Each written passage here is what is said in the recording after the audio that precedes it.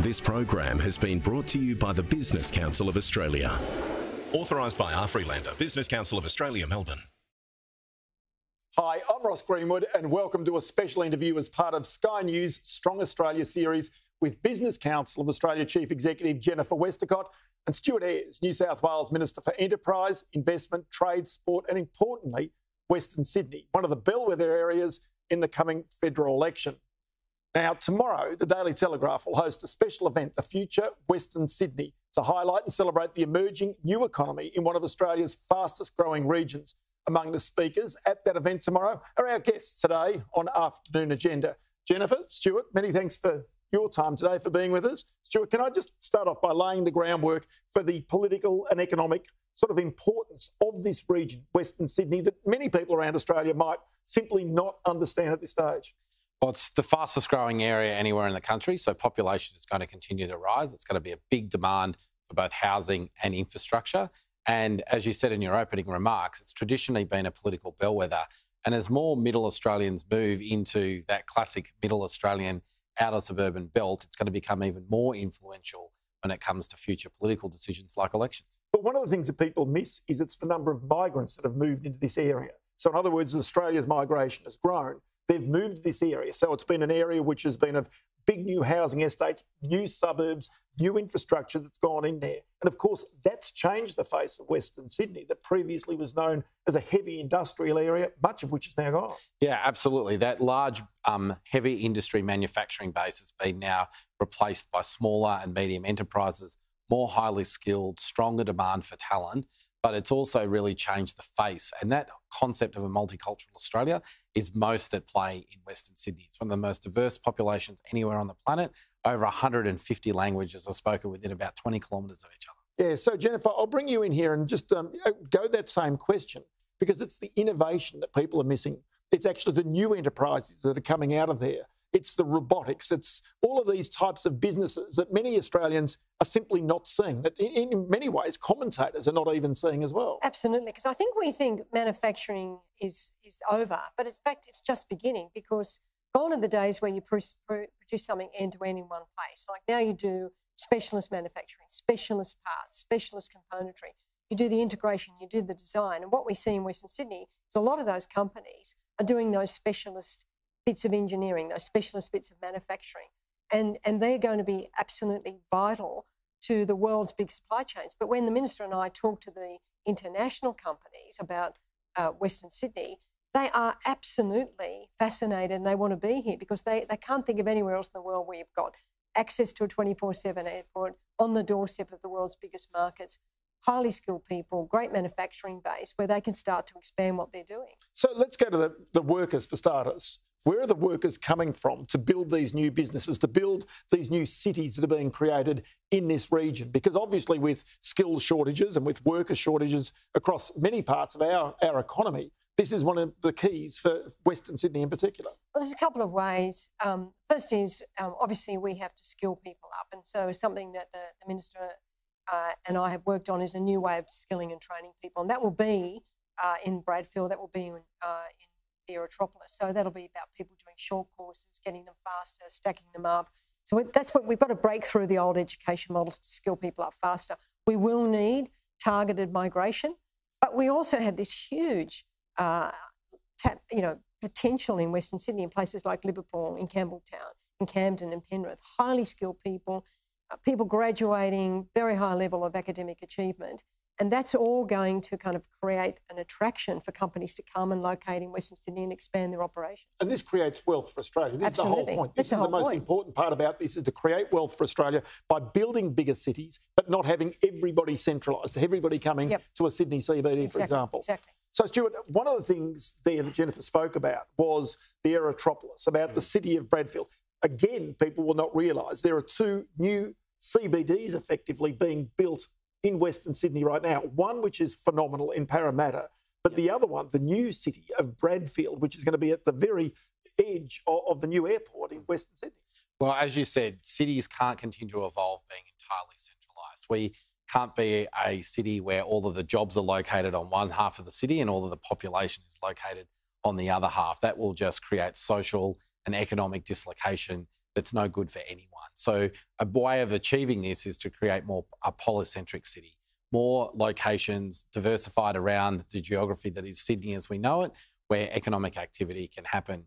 And what we want to do is really supercharge that with the massive investment that's come from the taxpayer in new airports, new rail lines, new roads, freight and logistics connections across the entire East Coast. And that's where Bradfield comes from. And this is really built on the idea of someone like JJ Bradfield, who wanted to have that infrastructure to create economic opportunity for citizens. We're really living out his dream in Western Sydney. Okay, so this is about also creating a city that can cope with 6 million people or more, as it might eventually have. That's the way it goes, because population growth is giving critical mass to cities, but it also means that there are stresses. People are going to have a place to live. You've got to have enough power and water, all the infrastructure that those populations need in the future. Absolutely. And Western Sydney, by its own nature, is polycentric. It's got places like Rouse Hill, it's got Penrith, it's got Liverpool, it's got Campbelltown, it's got Camden. Putting Bradfield at a new international gateway at the centre of that really gives it greater structure. And that's where the government, both state and federal, is investing in connections across Western Sydney. Because ultimately, these investments are making sure we deliver a higher performing Western Sydney, not just relocating all of the economic activity back to the east. And this goes beyond one parliamentary term, 2 parliamentary. It goes way out into the future. This is absolutely intergenerational investments. If Western Sydney was a standalone city of its own right anywhere in the Western world, it'd be the largest city without an international airport. Yeah. But it's now going to have one. Of course. And you look back on it and think, geez, it took us a long time to make that decision. But it's not just a decision to build an airport. It's now a decision to connect that airport to the other communities across Western Sydney. And this is about delivering an economic dividend to Western Sydney. But it also takes a lot of pressure off the eastern half of the city, creates new opportunities for international investment to come in with a particular focus around emerging economies like advanced manufacturing. We want to be able to leverage our strong agricultural base, freight and logistics opportunities that exist through Western Sydney and linking the entire eastern seaboard, not to mention those substantial growth markets in ASEAN, North Asia and the subcontinent. So, Jennifer, a few things here. Is this almost the model in some ways for other cities of Australia? I mean, you've got Brisbane that's growing very rapidly. You've got Melbourne the same way. Is this the model to be able to cope with large numbers of people in our cities, where they go from, say, 4 million people out to 6 million people over the next, sort of few decades? Yeah, I think it's a bit unique based on what's already there, based on the fact that you've got you've got big greenfields, which, companies who want to manufacture, they've got this unencumbered site, which is huge, where they can sort of think about, I'm going to be next to a new 24/7 curfew-free airport. I've got these incredible freight and logistics systems being built around me. I've got this new network of roads. I've got this new university system. I've got all these skilled people. So it's slightly different in that respect. But I think more and more cities are going to be less about the kind of retail centres, not that they will be unimportant, and more about where are the jobs, where are the people with the high-tech jobs, what are the industries. And one of the things that the minister's trying to do with the government is to make sure we don't repeat the mistakes of the past in Western Sydney, where, the jobs have come first, the housing has come first, and then the jobs and the infrastructure have come sometimes way too late. We want to make sure that the first thing we do is create the industries, create the jobs, put the infrastructure in place before people get there, so that they start enjoying a very high standard of living and they don't have to travel 30, 40, 50, 60 kilometres to get to work. So that's about productivity, isn't it? Sure. That's one of the things the Business Council is all about, is about improving productivity. And so if you can have a person having a smaller commute, or being closer to their place of work, or being able to work from home, whatever it is that happens, that improves productivity. That actually helps Australia as a nation and the companies. Absolutely. And that's how we get higher wages. I mean, if we get people being more productive, that means companies invest, means people expand, they pay people more. That's actually how we get long-term wage growth, is that productivity that you've just talked about. And sure, I mean, getting people not just travelling less, but also travelling to different jobs. I mean, these are going to be very high-skilled, highly paid jobs. They create a whole system of other jobs that support it. And I think that's what we're trying to do in Bradfield, is create those, high-tech, high-paid jobs that then grow a whole lot of other jobs. And that means people can get those high-tech, high-paid jobs closer to home. They're not having to travel 50 kilometres to get to one. So the University of Western Sydney is there. It puts enormous pressure on it to produce enough of the highly skilled graduates that can take up those jobs, so that there is not the labour shortages, skills shortages, which requires us to import enormous amounts of labour. It'd be nice if more of that were homegrown.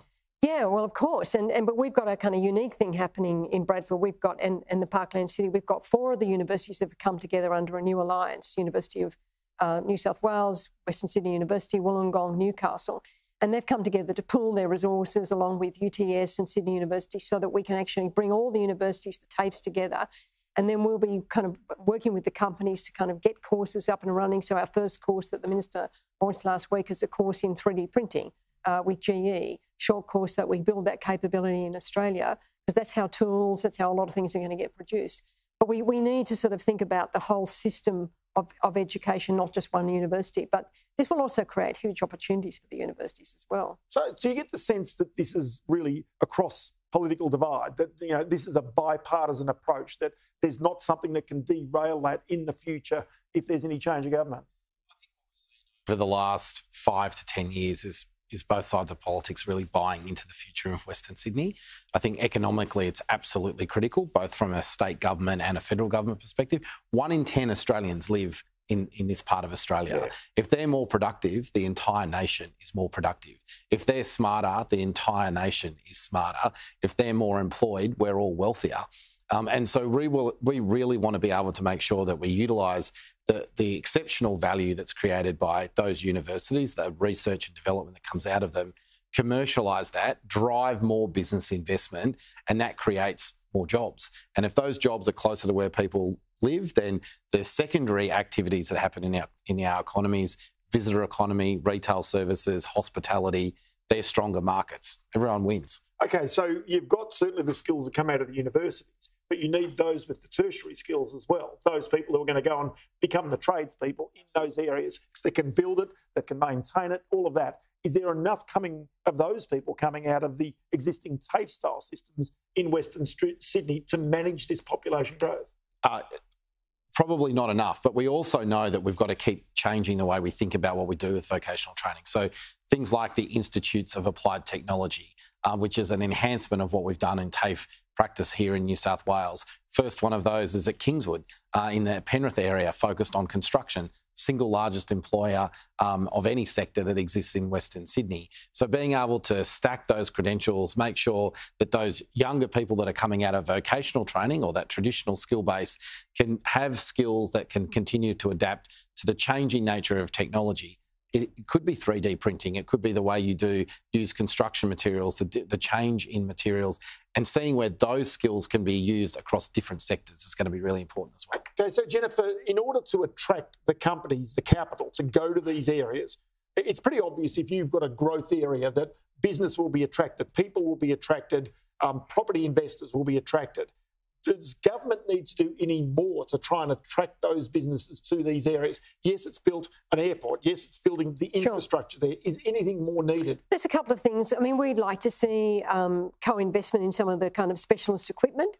New South Wales government has put money in to do that, because you've got to de-risk projects, particularly for small and medium enterprises, that, they want to be able to use that equipment, prototype or test ideas, see if they can expand them. So the first thing is equipment. Obviously, what the New South Wales government has done through its Jobs Plus program, the BCA has been just massively supportive of, because we regard payroll tax as like a tax on a job, and that scheme is about giving people payroll tax relief for quite a long period of time if they come and invest in New South Wales. So that's something.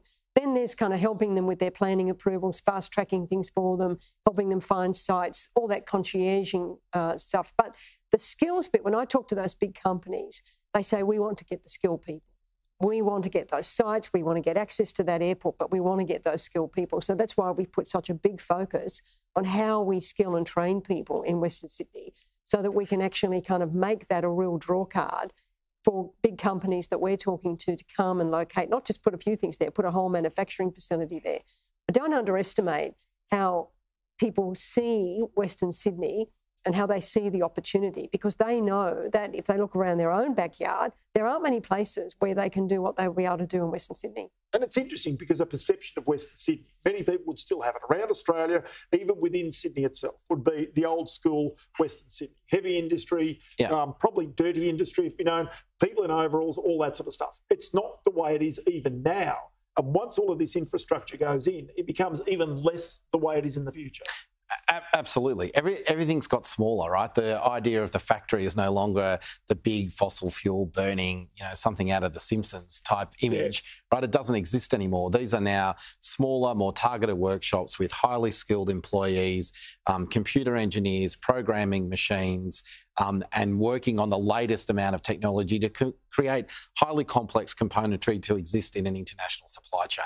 That's what advanced manufacturing in Western Sydney looks like.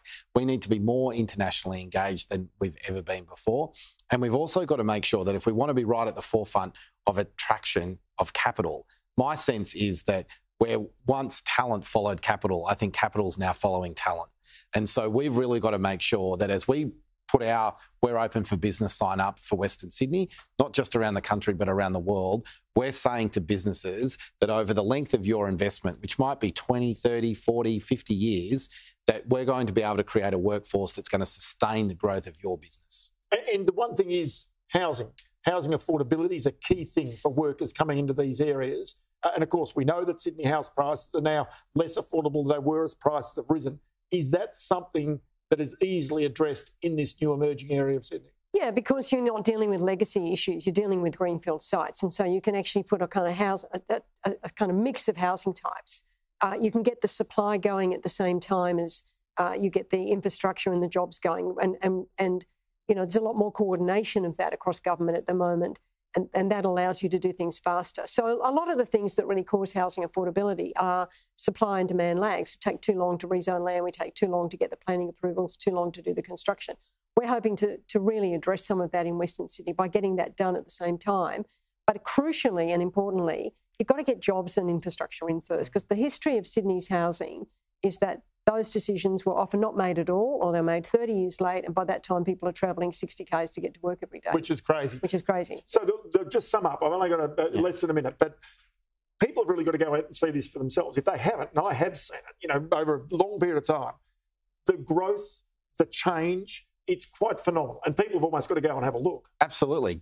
Go to the Eat Streets in Liverpool, drive up the Northern Road to Penrith and see what's happening around the Nepean River. Go and have an office meeting in the middle of Parramatta Square. This is a completely changed environment.